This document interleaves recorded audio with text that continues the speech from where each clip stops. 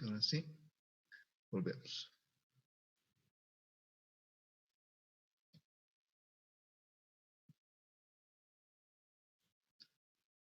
Ya.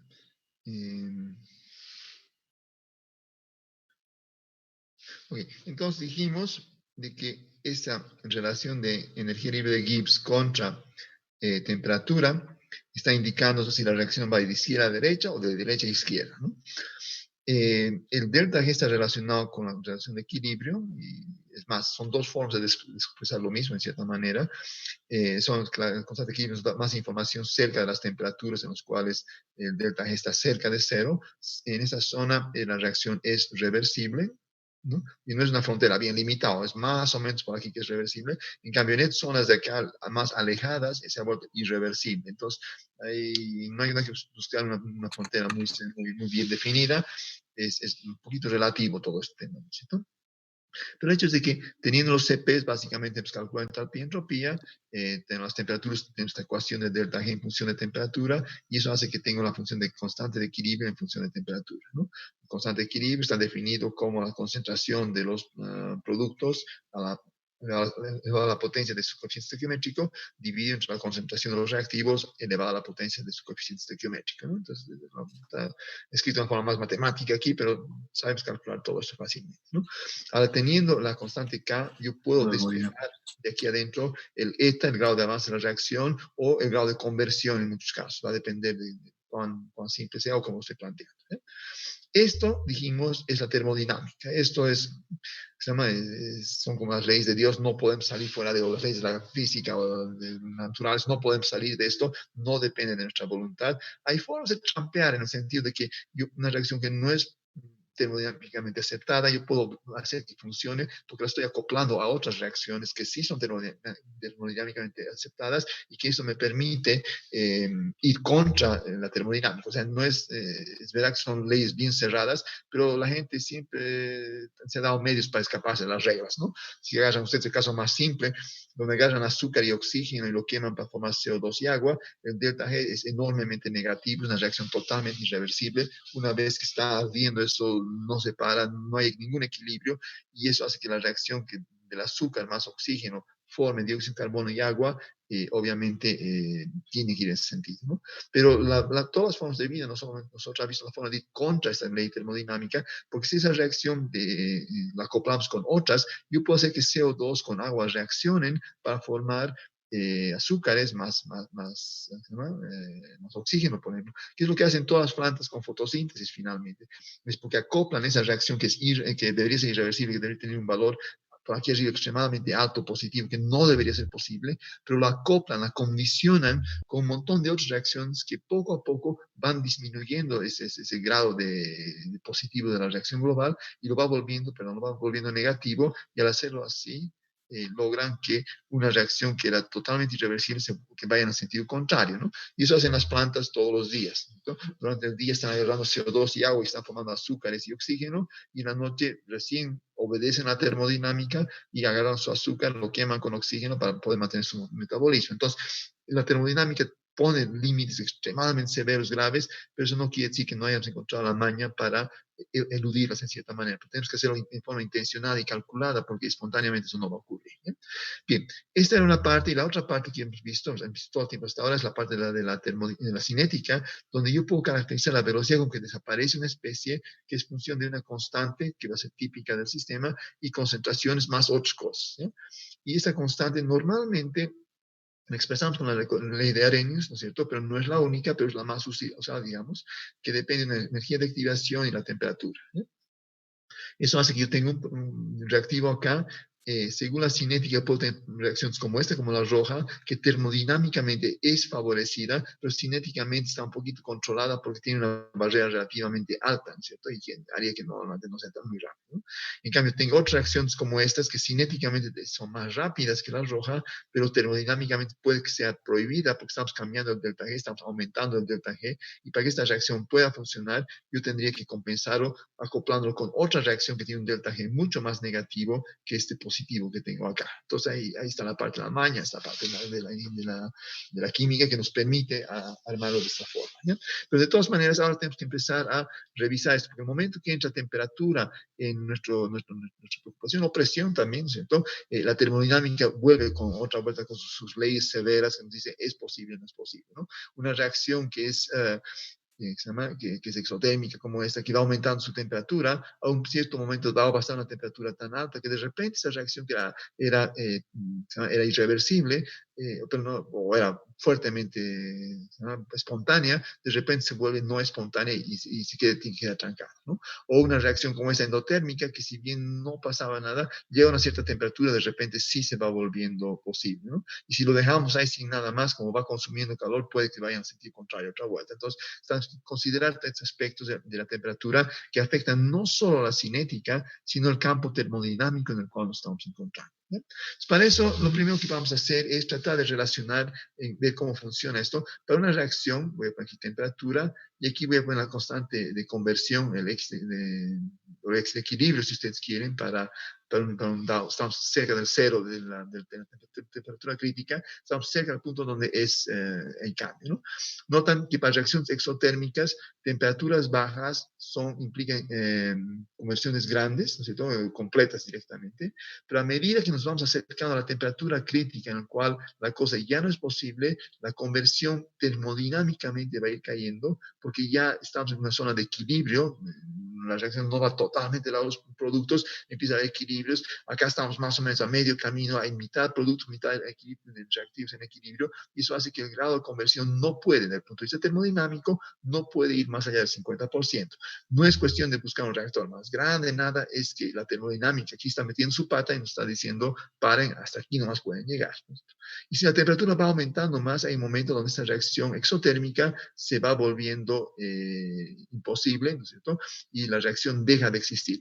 Al seguir este camino en la curva roja, ¿no es cierto? Es lo mismo que habíamos hecho hace un ratito, cuando estando a un punto como este, en una reacción que es un delta G negativo y por lo tanto espontánea, que es exotérmico, a medida que la reacción va avanzando y se va calentando, sin querer la reacción va subiendo pues, la línea termodinámica, llega a este punto donde hay equilibrio entre las especies y se va alejando del equilibrio y llega a un punto donde sería irreversible, vale decir que la reacción no solamente no va a ocurrir, sino que va a tener que ir en el sentido contrario, porque estamos en una zona en la cual el delta G es positivo. ¿Ya?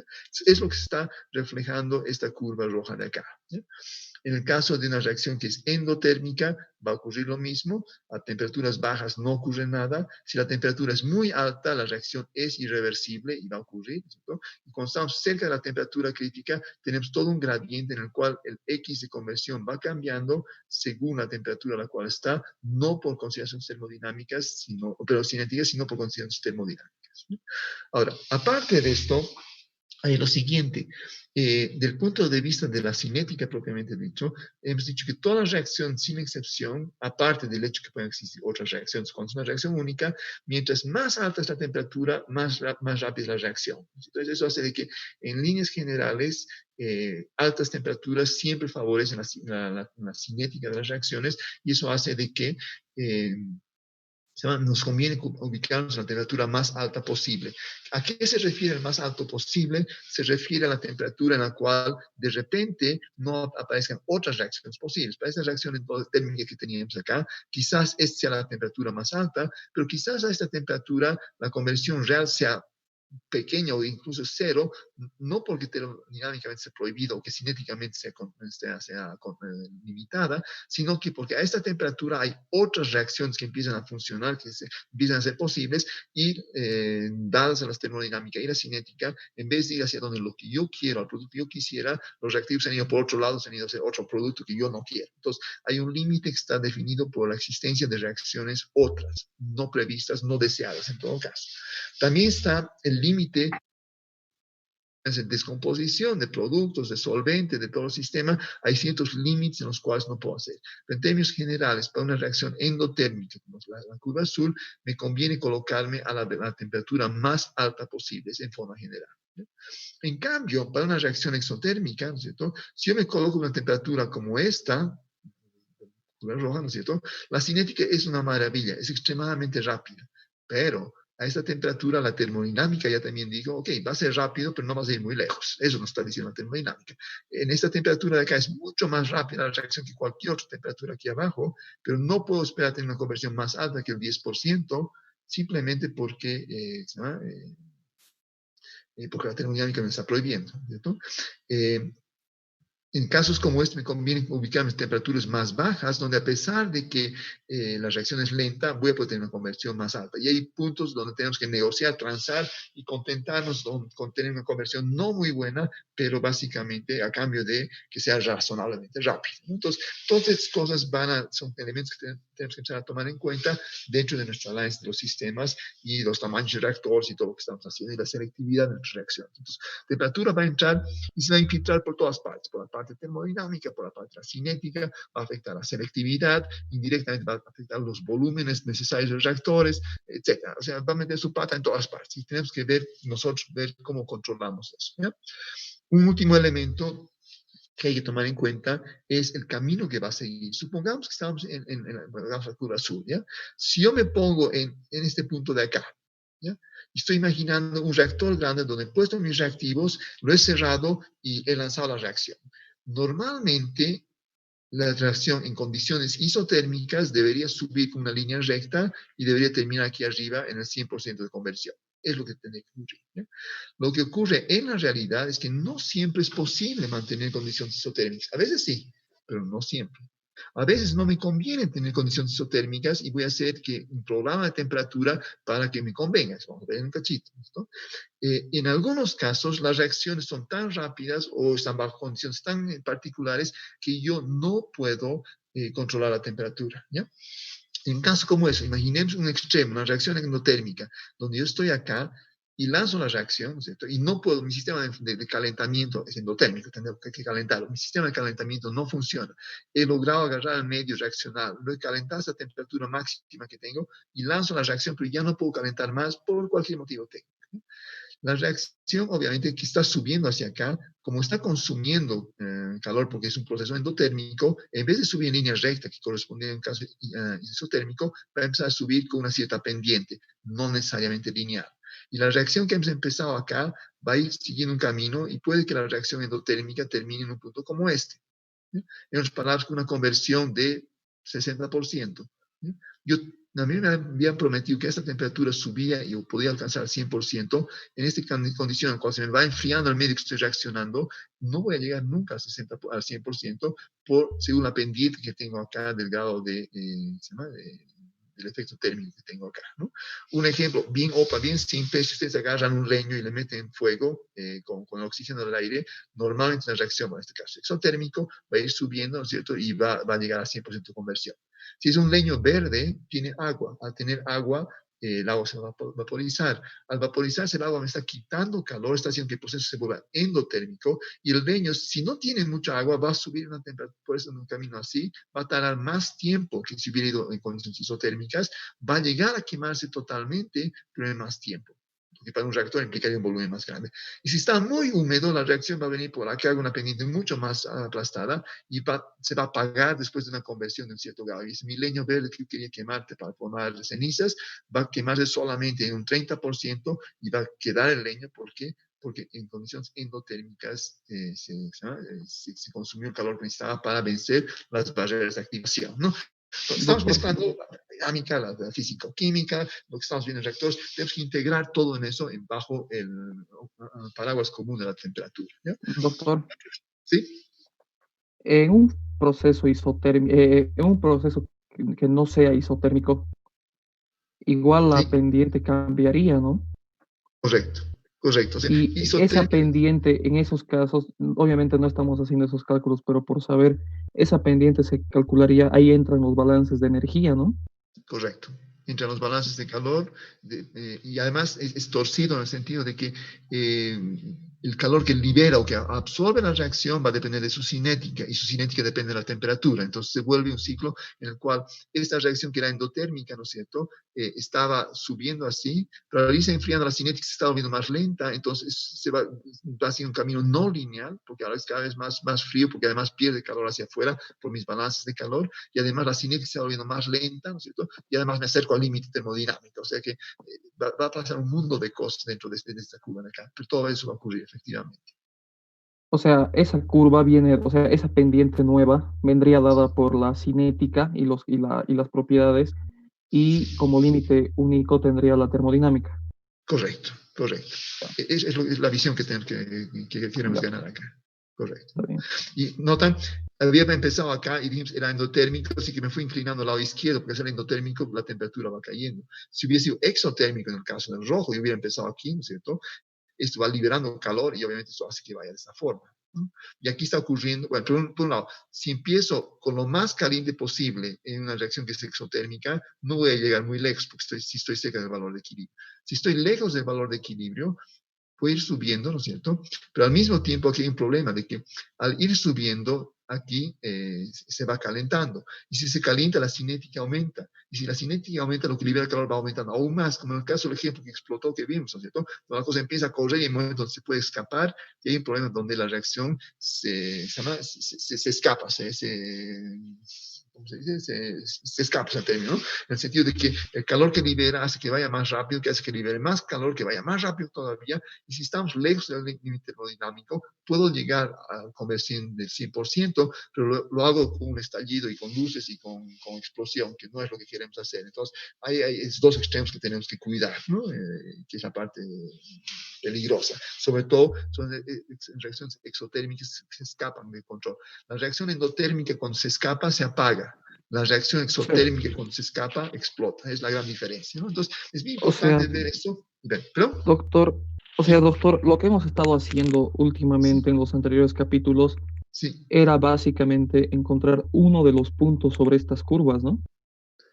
No, era seguir caminos que eran totalmente verticales porque eran isotérmicos. En todas las reacciones que hemos visto, que han sido exotérmicas, endotérmicas con equilibrio, eran reacciones que partían de una temperatura, iban cambiando de velocidades hasta llegar al valor de un cierto grado de conversión, ¿ya?, dado el volumen que teníamos, pero no cambiaba la temperatura. Esta reacción subió y aquí se nos acabó el reactor, entonces es nuestro valor de conversión. Si el reactor hubiese sido más grande, hubiéramos llegado hasta por acá. Y si era el tamaño adecuado, llegábamos hasta el 100% de conversión, ¿cierto? Pero todo era la temperatura constante. Ahora podemos inclinarnos en el sentido exotérmico, en el sentido endotérmico, para tomar efectos de temperatura. ¿Ya?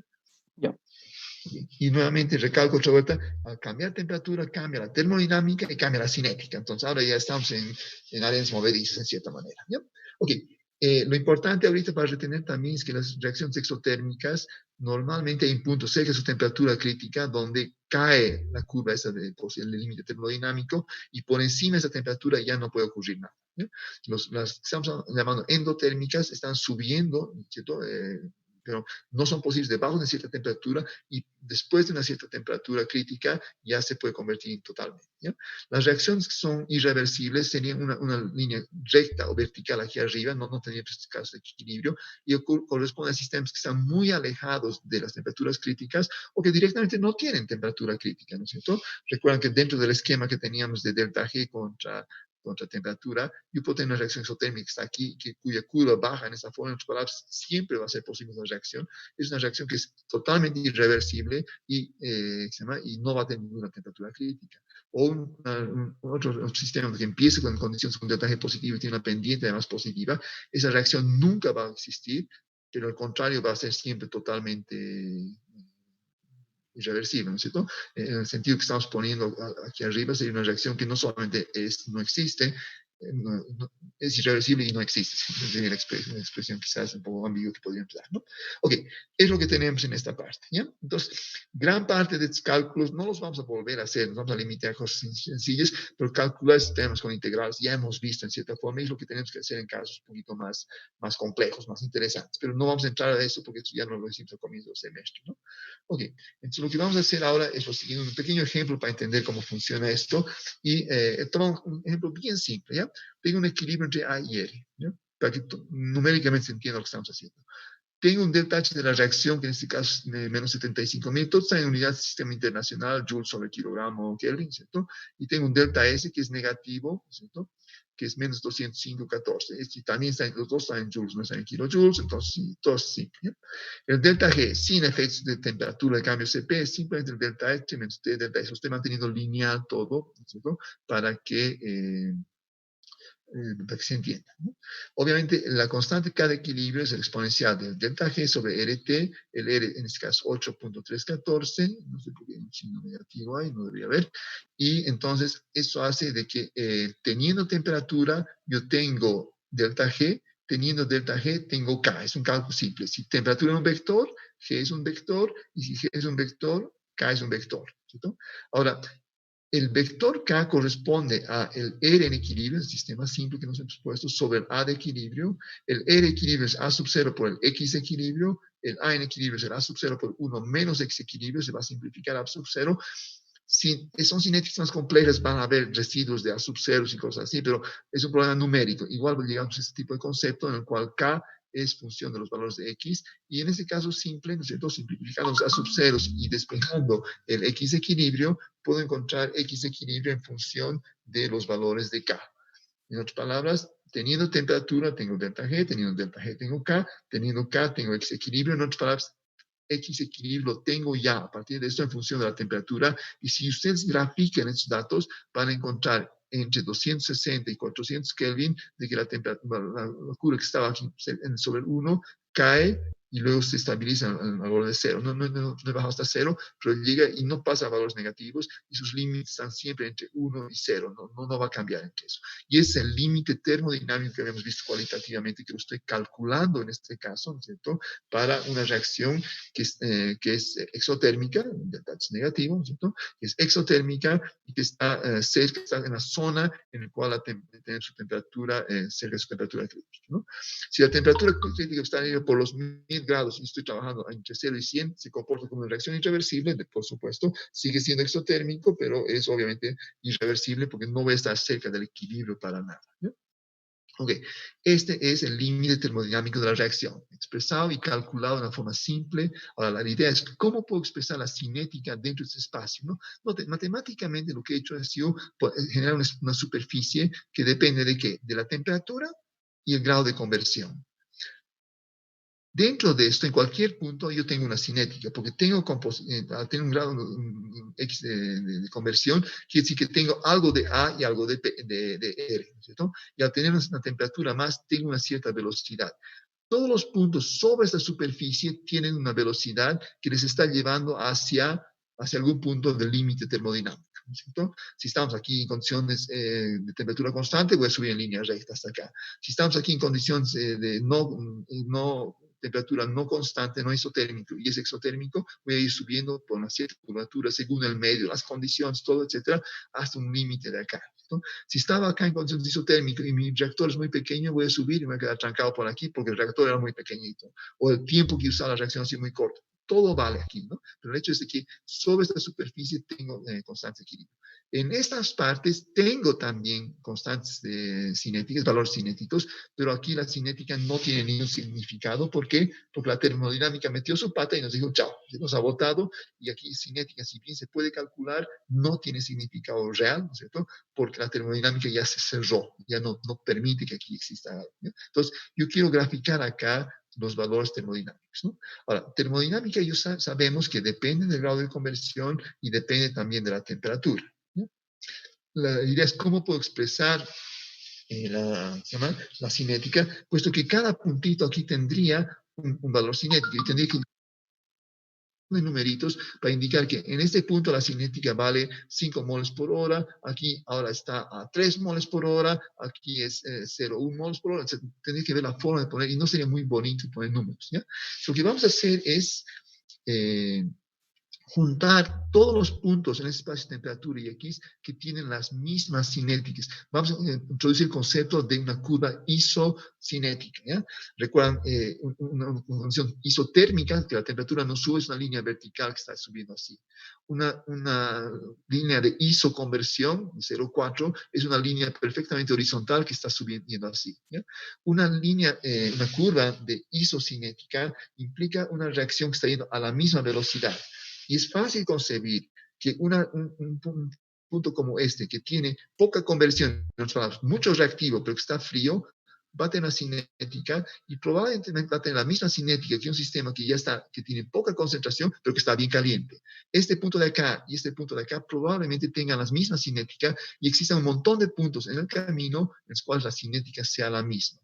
Eso tengo que calcularlo matemáticamente y graficarlo acá para poder ver cómo cambia la cinética en este espacio de conversión-temperatura. Nos estamos metiendo en cosas bastante más abstractas, ¿no es cierto? Doctor, Pero que una vez que lo tengamos en claro, nos va a permitir resolver de una forma muy, muy simple, integrar el tema de temperatura dentro de lo que es cinética y termodinámica, tener algo que sea visual y que nos permita razonar los problemas. ¿Sí? doctor, Okay, algo sencillo, pero para tenerlo claro, ¿cómo sí, calculó matemáticamente la curva, esa curva? está de acá. Expresando, sí. Acabo de hacerlo. Tengo delta H y delta S, datos. ¿Ya? Me he Ujú. dado temperaturas entre 260 y 400, entonces tengo un vector G que está yendo desde este punto de acá hasta este punto de acá. No está graficado G, pero tengo todos los puntos de G.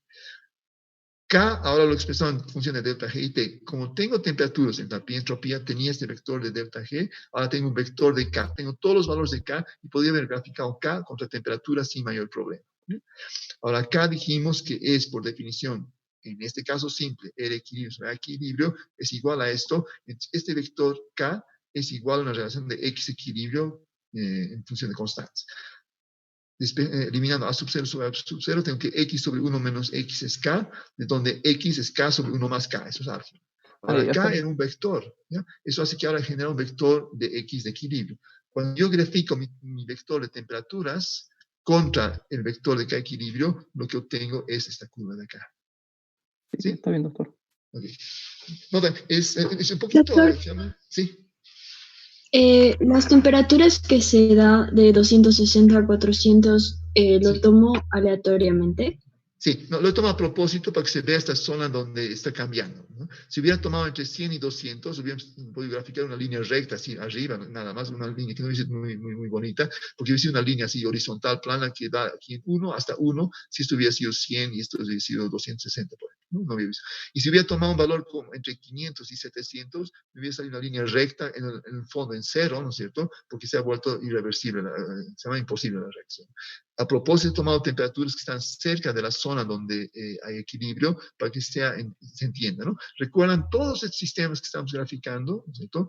En el caso endotérmico, es básicamente una línea horizontal en 1 siempre, salvo en la parte donde estamos cerca de su temperatura crítica, donde hay una cierta pendiente, y después de eso se vuelve cero. Toda la zona cero no me interesa porque no puedo hacer reacciones. Toda la zona donde solamente 1 está bien, pero es irreversible y la parte termodinámica no juega un rol porque es irreversible. Y en esta zona donde estoy cerca de la temperatura crítica, tengo un gradiente en los cuales la conversión cambia. Entonces, para que sea interesante, tratar de sacar la imagen en esta zona donde está ocurriendo la temperatura crítica y la parte, obviamente, donde es irreversible, pero eso va a depender de los límites que me pongo. ¿Cierto? Entonces, yo he tomado esto a propósito para que podamos ver en un solo gráfico todas las situaciones posibles. ¿Sí?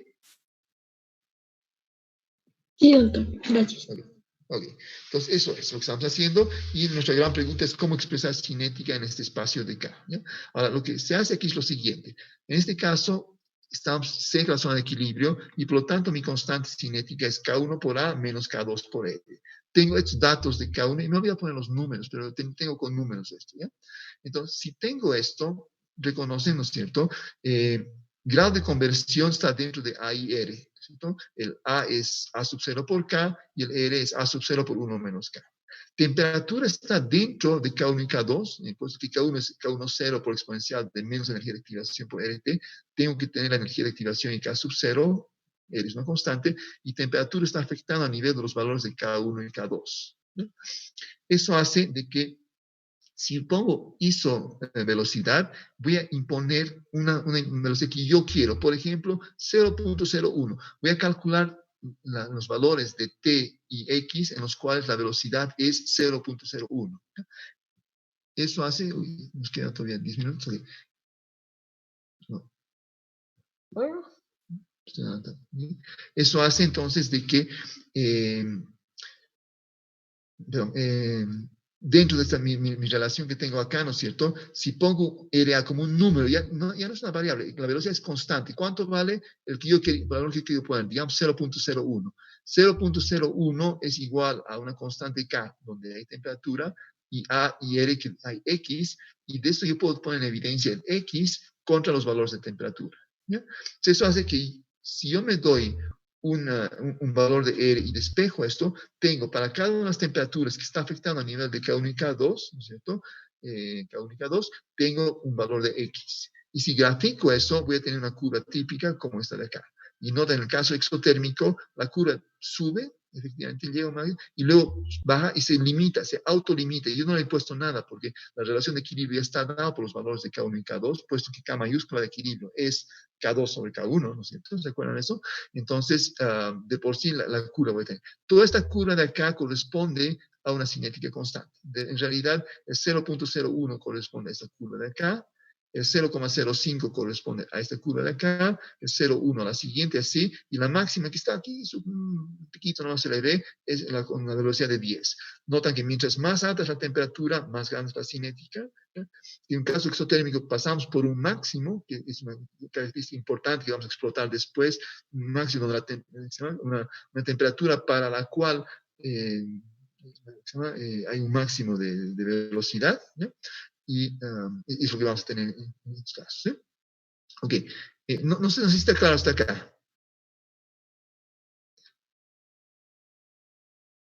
He puesto aquí en el caso exotérmico porque es el que es más interesante, ¿ya? Pero esta es la forma que va a tener la curva y su cálculo, ya obviamente no lo vamos a hacer a mano. Podemos hacerlo a mano, alguna vez si lo hacen a mano es un acto heroico, vale la pena, uno entiende bastante detalle, pero hay que calcular punto por punto y luego un gráfico juntar los puntos, es bastante moroso, pero ok, puede ser. Si no, usamos obviamente un sistema de cómputo, Excel, MATLAB, Octave, Euler, lo que ustedes quieran para graficar estas expresiones, ¿ya? El despeje simple, los valores de R yo tengo que imponerlos, ¿ya? Entonces, acá lo mismo, aquí tengo los valores que les decía, ¿no? Pues la temperatura, calculado de T, sale del MATLAB directamente, cae este valor, los valores de K1 en base a los datos experimentales que teníamos, me he dado para diferentes valores de velocidades, ¿no es cierto? Que me calcule la población de X, simplemente agarrando la velocidad en ese valor más K1 sobre K2 más K1, sabiendo que K1 y K2 cambian con temperatura, ¿no es cierto? Y eso me va a dar este plot, K1 y K2 está en función de temperatura, como está dado acá, ¿no es cierto? Y cuando hago un gráfico, en este caso para el caso endotérmico, voy a ver que todas las curvas de isovelocidad van subiendo y estas velocidades están cambiando desde esta de acá, fría, que tiene un valor de 0.1 a este valor de acá que tiene un valor de 5000, porque he tomado valores de 1 sobre 10 que es 0.1 y el máximo va a ser 5 por 1000 que es 5000. Entonces aquí tengo toda una familia de velocidades, ¿ya? Y acá, eso sí, las cinéticas se pueden ir hacia el negativo, después que el delimitado aquí los ejes, sobre todo en el eje Y, que lo más pequeño es que sea 0,01 y más grande sea 1,01 para que se pueda visualizar bien. Si no lo hacen, todos los valores con cinéticas negativas y cosas así van a aparecer y su gráfico no va a tener mucho sentido. Tienen que recortar las partes que matemáticamente existen, pero que físicamente no pueden haber, ¿no? Dentro del sistema, ¿no? Entonces, eso nos permite ahora hacer una cosa increíble. Eso nos va a permitir ahora amarrar, y con eso vamos a terminar hoy día, nos permite amarrar esta parte donde hemos graficado el aspecto de conversión con temperatura, y donde está presente el límite termodinámico, que está curva que está en roja, y todos los isovelocidades para calcular, ver si nos conviene más un reactor mixto o tubular, o cómo mejoramos la selectividad. Todo eso vamos a poder hacer gracias a al cálculo de este diagrama. ¿Cómo lo vamos a hacer? De una forma súper simple, ¿ya? Aquí está otra vez mi sistema. Supongamos de siempre una reacción endotérmica. Lo he puesto aquí a 450 grados, ¿ya? La reacción va a avanzar hasta acá, hasta llegar aquí a una conversión de más o menos el 0,3, donde está con una temperatura de 360. La pendiente está dada otra vuelta por del tacho de la reacción, cuánto calor pierde el sistema, cuánto calor estoy pudiendo meter, a pesar de que no puedo meter bastante, si se ha evaporado solvente, todos los balances de calor que habíamos comentado hace un ratito van a aparecer para darnos esto que va a ser una línea de operaciones. Esto corresponde a mi balance de calor, es lo que se llama una línea de operaciones en unitarios 3, está indicando por dónde va a ir el sistema. ¿Ya? Ahora notan, para cada temperatura yo tengo un punto sobre esta recta y en cada punto de esta recta, esta pendiente que tengo, que no va a ser necesariamente lineal, tengo por un lado un grado de conversión y segundo una cierta velocidad. No he anotado las velocidades, sabes que la máxima era 5000 por aquí y creo que 5 por acá, no me acuerdo, pero están todos presentes. Si a cada punto donde se corta una isovelocidad con una conversión, yo lo grafico de tal manera que tengo conversión contra 1 sobre la isovelocidad, todos esos puntos van a aparecer sobre una curva, ¿no? Notan que aquí en el 0,3, que corresponde a esta conversión de 0,3 donde termina mi reactor, estaba aquí con una velocidad que era de R igual a 0,5 y 1 sobre 0,5 es 2. O sea que estos dos números están saliendo de este último punto de acá. El primer punto era un X0 acá, y este punto de acá era la velocidad máxima que teníamos en lo que habíamos graficado, era 5000. Es 1 sobre 5000, que es un número tan pequeñito que ya no lo he calculado, es 0,0002, pero sería el valor que tendría acá. Y cada uno de estos puntos de la sola curva tiene un valor que estoy deduciendo a partir de estos cruces que tengo acá. Entonces, tengo otra vuelta a un sistema donde tengo el grado de conversión contra 1 sobre R, y ahora ya estamos otra vuelta en terreno familiar, ¿no es cierto? Porque al ver esto vamos a decir, ajá, en este caso, obviamente un reactor tubular es mejor que un reactor mixto, ¿no es cierto? Voy a poder calcular, integrando esta área de acá, cuánto es el volumen necesario del reactor tubular, o si hubiera querido tener un reactor mixto, hubiera dicho que 2 por 0,3, vale decir 0,6, es el volumen sobre FA sub 0, necesario para hacer esta conversión que está interesante, ¿sí? Ok, no sé si se entiende hasta acá lo que hemos hecho. Es harto esto, es bien abstracto, bien denso y además es extremadamente amplio. Nos está arrojando en muchos lugares, en muchas direcciones al mismo tiempo y eso es lo que confunde un poco. Lo importante es de que teniendo límites termodinámicos y las isovelocidades y una cierta línea de operaciones que va a depender de condiciones, pero ojo, también puede depender de mi voluntad, porque yo puedo calentar el sistema, puedo dejar que la reacción funcione, luego de repente lo caliento para que vuelva por acá, y luego lo dejo otra vez que se enfríe, lo dejo que se caliente y voy a terminar por acá. En este recorrido hecho totalmente al capricho, tengo constantemente cruces entre isovelocidades y conversiones, y eso me va a generar aquí una cierta curva aquí, que va a ser un camino bastante tortuoso, ¿no es cierto? Pero que puedo interpretar de la misma manera para tener el volumen del reactor tubular o mixto que necesito para hacer, y además que después me va a permitir ver cuál ha sido la selectividad cuando son reacciones múltiples. ¿Sí? Ok, no sé si hay preguntas hasta acá. Doctor, y Sí. una pregunta, tal vez un poco no tan el tema de esto. Sí. ¿Para este parcial se va a hacer con MATLAB o cómo vamos a realizar? Tenemos que saber manejar bien MATLAB, ¿ya? Normalmente lo que hacía siempre era darles estas curvas ya calculadas, ¿no es cierto? Para que en base a esto hagan o salgan un resultado. Siempre había alguna cosita así. Pero eso lo vamos a hablar. No he definido nada todavía para ese siguiente parcial, pero sí me parece que a nivel profesional tenemos que poder hacer cálculos para poder resolver. Eso sí tenemos que poder entender cómo funciona, ¿ya? Entonces, esta etapa es una buena etapa para agarrar MATLAB y ver que nos salgan estos gráficos, y estoy acá para apoyarles, para ayudarles a que realmente les salgan, ¿no es cierto? Si no están con eso, con Euler se puede hacer también, les voy a poner un poco de ayuda con eso también. No hay problema. Euler lo pueden bajar gratis, ya les he comentado eso. Entonces, hay ese apoyo, ¿ya? Entonces, sí. En el examen lo discutiremos. No quiero decidir yo solito ahorita, lo hablamos y vemos si realmente hacemos un examen con MATLAB. Esto es bueno en el sentido de que nos da más dominio de la materia, nos permite tener un nivel de competencia mucho más alto. Por otro lado, podría ser molestoso en caso que tengamos una falencia de MATLAB, y como la materia no es sobre MATLAB, tendría que ser válida en un examen en el cual se consulta sobre el manejo si nos trancamos en alguna cosa, pero sí tendríamos que poder hacer los cálculos por cuenta propia, eso sí, ¿no? Entonces, lo vamos a hablar, eso lo dejaremos por el momento no definido, ¿ya? Ya, doctor. Ok, Está bien. no sé si hay alguna pregunta. No, tal vez solo que no, sí podría mandarnos igual esta Sí, presentación sí. y el Esto código para las gráficas. Sí, les voy a mandar esto esta tarde, ya les voy a mandar eso con código más para que puedan hacer. Nos queda menos por un minuto, entonces cualquier cosita podemos seguir hablando por WhatsApp, no hay problema.